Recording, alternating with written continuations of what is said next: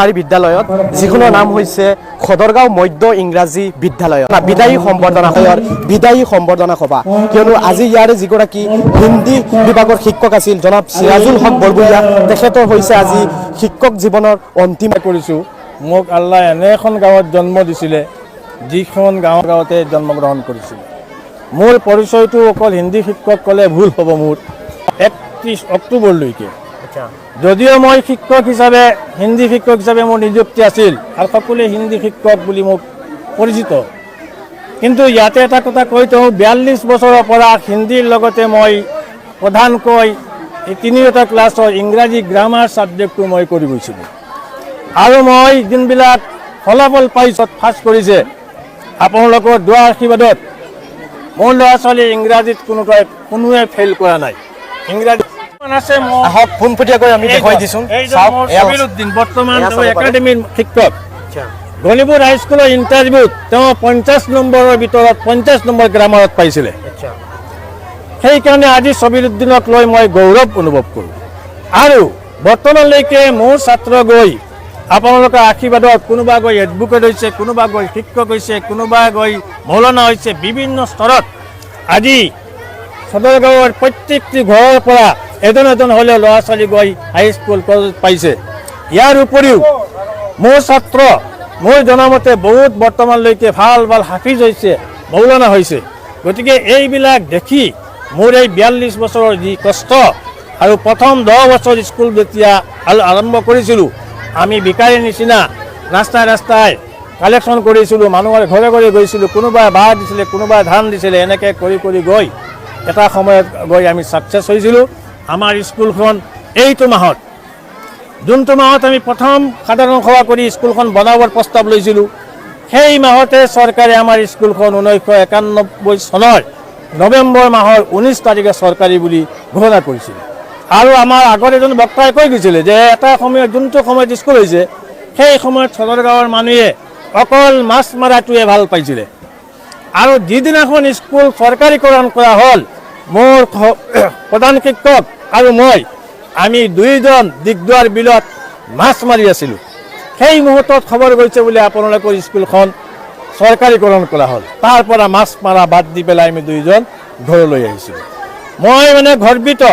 আমাৰ এই 42 বছৰৰ কালচোৱাত কিমান সহকাৰী বন্ধুসকল পালোঁ, কিন্তু আমাৰ মাজত কোনো দিনে সন্মুখী কোনো ধৰণৰ তৰ্ক।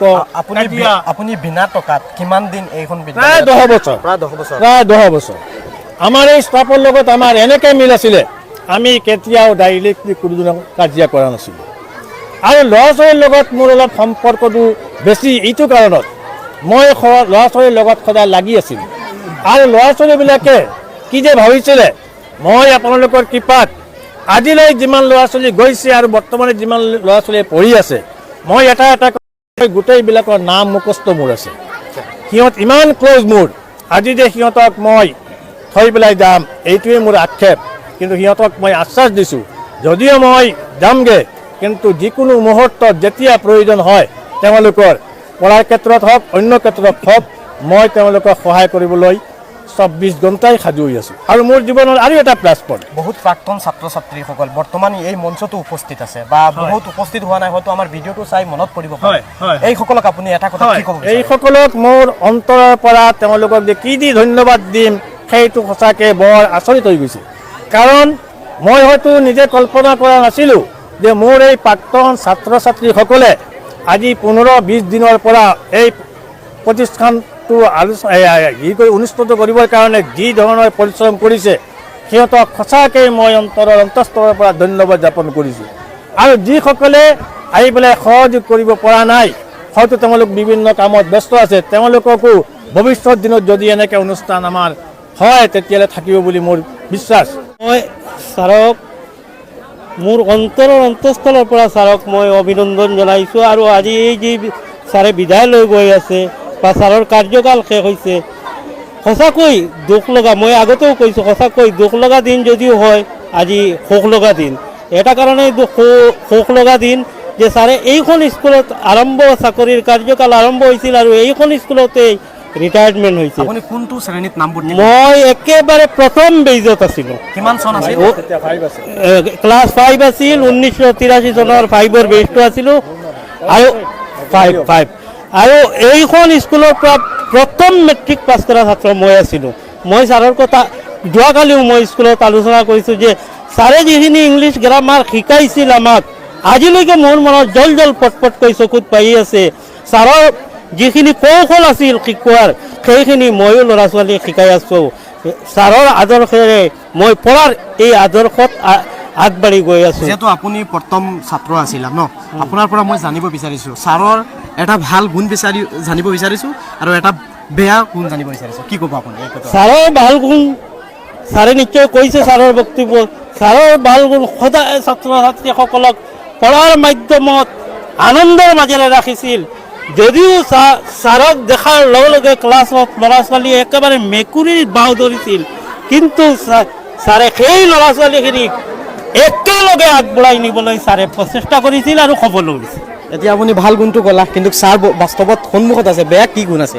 বেয়া গুণটো ছাৰৰ আমাৰ শিক্ষাগুৰু হিচাপে আমি বেয়া গুণ থাকিলেও ক'ব নোৱাৰিম, কাৰণ এইটো কোৱাৰ যোগ্য নহয়। আৰু ছাৰৰ মোৰ দৃষ্টিত ছাৰৰ বেয়া গুণ নাই।